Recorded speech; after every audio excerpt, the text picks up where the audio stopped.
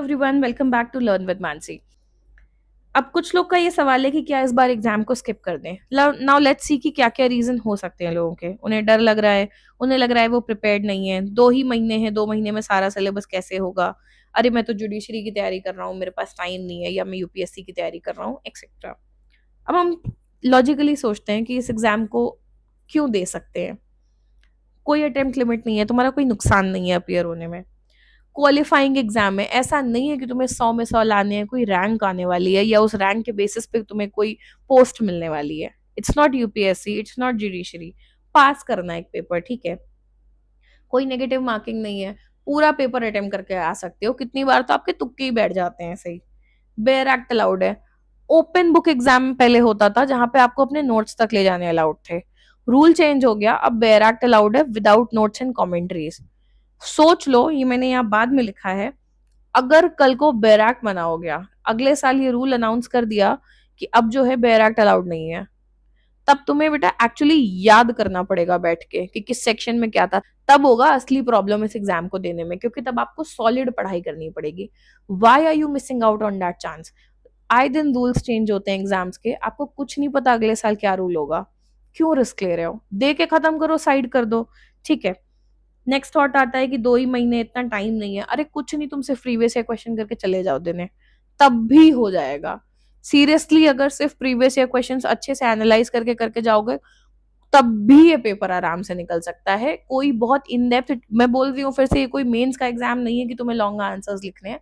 आराम से हो सकता है, 4 ऑप्शन से आंसर सामने है, किताब हाथ में है। मतलब बहुत अच्छा अपॉर्चुनिटी है, करके साइड कर दो। सीओपी मिल जाएगा, प्रैक्टिस ऑफिशियली तुम्हारी स्टार्ट हो सकती है इसके बाद। क्यों उस रास्ते को बंद कर रहे हो। ठीक है, आपका प्रैक्टिस का हो सकता है अभी इमीडिएट प्लान ना हो। Why are you closing your doors, why are you shutting down your option. खुला रहने दो उस ऑप्शन, उस ऑप्शन को ओपन रहने दो अपने लिए। आजकल ये एग्जाम साल में सिर्फ एक बार हो रहा है, नॉर्मली 2 बार होता था, पिछले 1-2 साल से सिर्फ एक ही बार हो पा रहा है। Why do you want to waste 1 year. Last year जिसने नहीं दिया होगा फॉर एनी रीजन, तो आप सोचो उसका पूरा 1 साल प्रैक्टिस का चला गया ऑफिशियली। 1 साल एक एग्जाम को क्यों डिले करना है, दे के खत्म करो, साइड करो। फ्यूचर में पैटर्न चेंज हो गया, बेर एक्ट बना हो गया, तो वैसे ही फंसोगे। और बहुत सारे ऐसे भी एग्जाम्स होते हैं बियॉन्ड द बिग एग्जाम्स, जहाँ पे वो मांगते हैं कि आपकी इतनी साल की प्रैक्टिस हो, इतने साल आपको एक्सपीरियंस हो। क्लियर करके साइड कर दो, क्या फर्क पड़ता है। कल को लाइफ में क्या सिचुएशन आए आपको कुछ नहीं पता है। अगले साल आपकी लाइफ में क्या हो रहा होगा आपको ये नहीं पता है। घर में क्या सिचुएशन होगी, लाइफ में कहाँ होगे, करियर में किस पॉइंट पे होगे, कोई आइडिया नहीं है। जो चीज सामने है करके साइड करो उसे, कि हो गया, ये क्लियर हो गया, अब आगे बढ़ते हैं। हम यहाँ क्या करने वाले हैं इस चैनल पे, हम शॉर्ट में उसकी बात कर लेते हैं। जितना प्रैक्टिकली 2 महीने में पॉसिबल है और जितने की जरूरत है हम वो करेंगे। ठीक है, आपको और किसी टॉपिक पे कंसेप्चुअल क्लैरिटी चाहिए, I am saying this very freely and very honestly.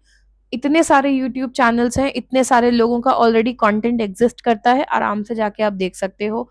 बहुत सारे नोट्स मार्केट में एग्जिस्ट करते हैं, बहुत सारी बुक्स एग्जिस्ट करती हैं, आराम से वहां से वो क्लैरिटी ले सकते हो।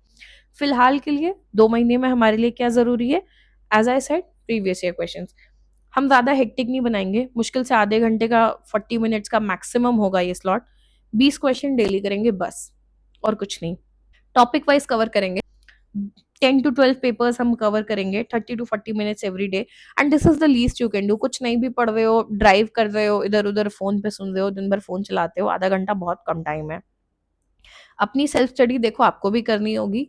बेसिकली अगर कहीं कोई इंपॉर्टेंट टॉपिक है और आपको लग रहा है कि ये 10 बार रिपीट हो रहा है, कंसेप्चुअल क्लैरिटी यहाँ थोड़ी ज्यादा जरूरत है, थोड़ा सा आप खुद भी खोल के पढ़ लो। थोड़ा सा ऑनलाइन नोट्स देख लो, इतना एआई एग्जिस्ट करता है आज की डेट में, समरीज पढ़ लो, कोई सिरदर्दी नहीं है, बहुत सारे अच्छे चैनल्स हैं, उन्हें देख लो।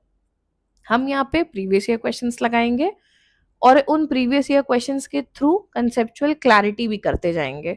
We will follow the reverse technique that we earlier mention. हम थ्योरी पढ़ के क्वेश्चन की तरफ नहीं जाएंगे, ना वो करने का हमारे पास टाइम है। It would be a false promise कि 2 महीने में पूरे 19 सब्जेक्ट पढ़ भी लेंगे फिर उनके क्वेश्चंस लगाएंगे, नंबर ही नहीं आएगा, भूल जाओ। वो क्वेश्चंस लगाने का टाइम ही नहीं आता फिर। हम उल्टा ही चलेंगे, हम क्वेश्चंस लगाएंगे और क्वेश्चंस को पढ़ते पढ़ते हम थ्योरी कवर कर देंगे जो जो रेलेवेंट है। ठीक है, सो बेसिकली इसे ज्यादा कॉम्प्लिकेट मत करो अपने दिमाग में। बेयर एक्ट मार्केट से उठा लो, विदाउट कमेंट्रीज वाले उठाना। Previous year questions online 50 site पे अवेलेबल है। हमारे साथ लगाने हो डेली 20-25 क्वेश्चन है, बहुत ज़्यादा हेक्टिक नहीं है। 40-50 डेज़ 10 पेपर तो ऐसे ही लग जाएँगे। थोड़े अपने से भी लगाओ, थोड़ा खुद भी पढ़ो, आराम से सब हो जाएगा। All you need to do is to be consistent. Consistent effort आपको देना होगा, वो आपके हाथ में है।